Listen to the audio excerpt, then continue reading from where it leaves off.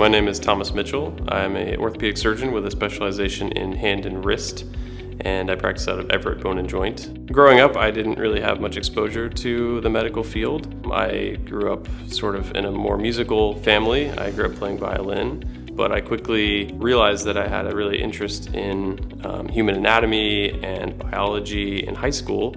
And so I pursued that dream, and I wanted to be able to give back to my community and help people in a way that was a little more direct.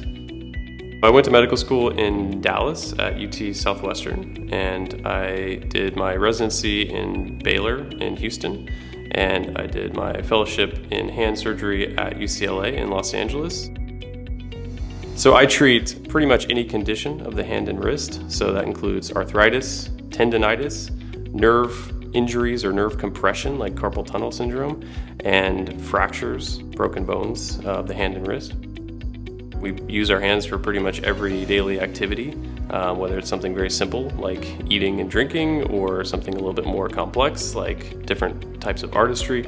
And I really like how I can get people back to what they want to do, whether that's with surgery or non-surgical treatment.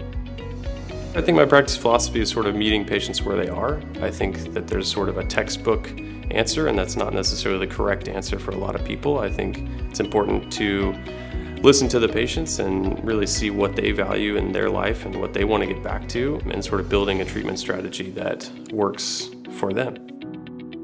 It's important that patients realize that they're not just a number, that when they come to see me, that we really go through everything that they like to do in their life and try to get them back to their activities as quickly as we can.